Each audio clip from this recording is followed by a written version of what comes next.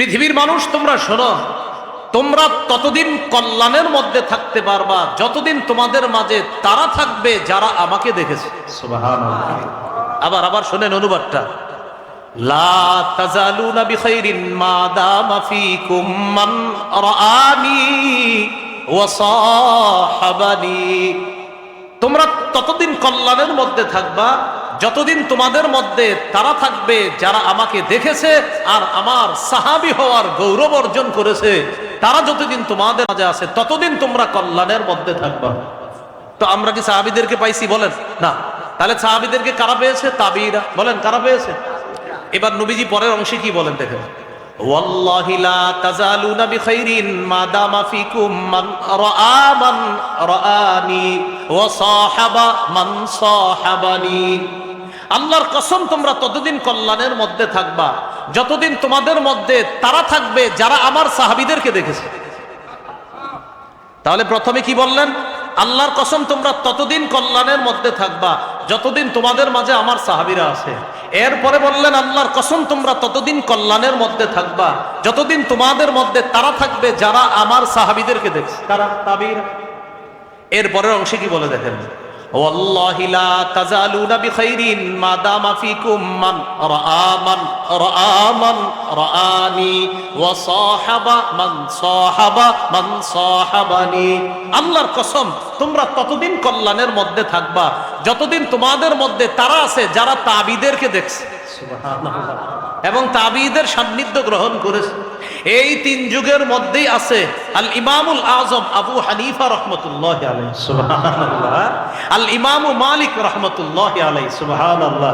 এজন্য সাবধান, মাযহাবের ইমামদের সম্পর্কে বিরূপ মন্তব্য আর আজাইরা উল্টাপাল্টা কথা বলার আগে আল্লাহকে ভয় করা দরকার। নবী বলেন, তোমরা ততদিন কল্যাণের মধ্যে আসো যতদিন তোমাদের মধ্যে আমার সাহাবীরা আছে। দুই নম্বরে বললেন, তোমরা ততদিন কল্যাণের মধ্যে আসো যতদিন তোমাদের মধ্যে তারা আছে যারা আমার সাহাবীদেরকে দেখছে। আমাদের নবীর সাহাবীদেরকে যারা দেখছে তারা তাবিঈ। ইমাম আবু হানিফা রাহমাতুল্লাহ আলাইহি কমপক্ষে তো 7 জন সাহাবীকে দেখছে, এতে কোনো সন্দেহ নেই। অনেকে আরো বেশি বলছে, 7 জন বলছে। ইমাম মালিক রহমতুল্লাহ আলাইহি। এরপরে রাসূলুল্লাহ সাল্লাল্লাহু আলাইহি সাল্লাম বলেন 3 নাম্বার, যারা তাবিঈ। তাহলে তোমাদের মধ্যে ততদিন কল্যাণ থাকবে যতদিন সাহাবীরা আছে, ততদিন কল্যাণ থাকবে যতদিন তাবিঈরা আছে, ততদিন কল্যাণ থাকবে যতদিন তাবিঈগণ থাকবে তোমাদের মাঝে, ততদিন কল্যাণ। এখান থেকে একটা সোহবতের সিলসিলা বোঝা যায়। সোহবত মানে সান্নিধ্য গ্রহণ করা।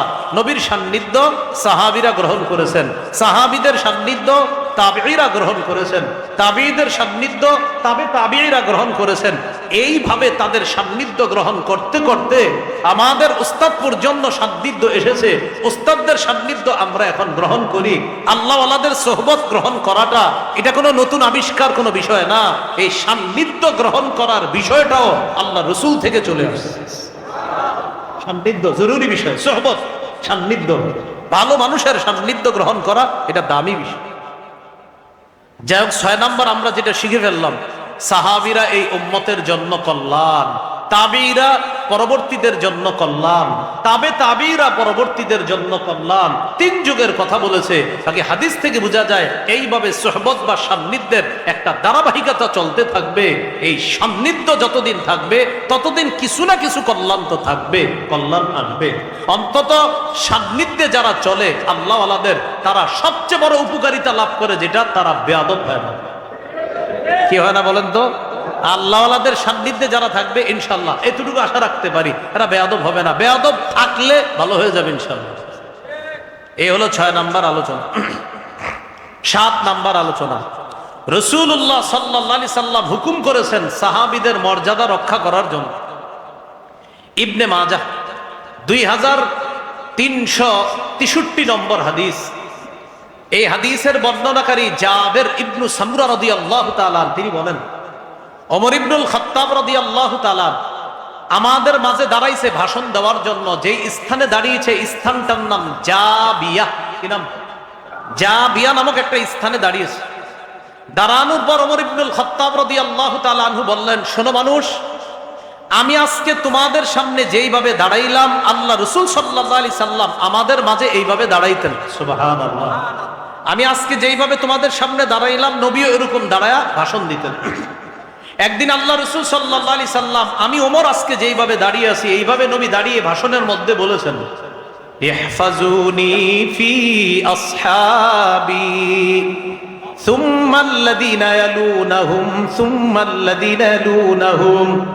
ইহফাজুনি ফি আসহাবি, আমার সাহাবীদের মাঝে আমাকে তোমরা হেফাজত করো। এর মানে আমার সাহাবীদের মর্যাদা রক্ষা করার মাধ্যমে আমি নবীর মর্যাদা তোমরা রক্ষা করবা। আমার সাহাবীদের মর্যাদা কি? তারা যে আমার সান্নিধ্য গ্রহণ করেছে, এই সান্নিধ্যের মর্যাদা তোমরা রক্ষা করবা। সুম্মা আল্লাযীনা ইয়ালুনাহুম, আমার সাহাবীদের সান্নিধ্য যারা গ্রহণ করেছে তাদের মর্যাদা তোমরা লক্ষ্য করবা। সুম্মা আল্লাযীনা ইয়ালুনাহুম, তাবিদের সান্নিধ্য যারা গ্রহণ করেছে তাদের মর্যাদা তোমরা রক্ষা করবা। তাহলে দেখেন তো, সাহাবীদের মর্যাদা রক্ষা করার আদেশ করেছেন রাসূলুল্লাহ সাল্লাল্লাহু আলাইহি সাল্লাম, তাবিদের মর্যাদা রক্ষা করার আদেশ করেছেন, তাবিদের মর্যাদা রক্ষা করার আদেশ করেছেন। এই জন্য প্রিয় ভাইয়ারা, ভুলেও কোন ইমামকে আমরা গালি দিব না। সাহাবীদেরকে গালি দেওয়ার তো প্রশ্নই আসে না। সাহাবীদের পরে যারা তাবিঈ, তাবিঈ, বিশেষ করে ইমামে আজম আবু হানিফা রহমতুল্লাহি আলাইহি, ইমাম মালিক রহমতুল্লাহি আলাইহি, ইমাম শাফি রহমতুল্লাহি আলাইহি, ইমাম আহমদ ইবনে হাম্বল রহমতুল্লাহি আলাইহি, ইমাম বুখারী, ইমাম মুসলিম, ইমাম তিরমিজি, ইমাম নাসাই, ইমাম আবু দাউদ, ইমাম ইবনে মাজাহ, যারা আছে এই সমস্ত বড় বড় আল্লাহ ওয়ালা, বড় বড় উলামায়ে কেরাম, আলেম যারা, তাদের গালি দেওয়ার কল্পনাও মাথায় আনবো না। যারা গালি দিবে সামনাসামনি এটার প্রতিবাদ করার চেষ্টা করবে। সাহাবীদের গালি তো প্রশ্নই আসে না। পরবর্তী যারা, তাদেরকেও আমরা সাবধান, তাদের মর্যাদাও রক্ষা করব।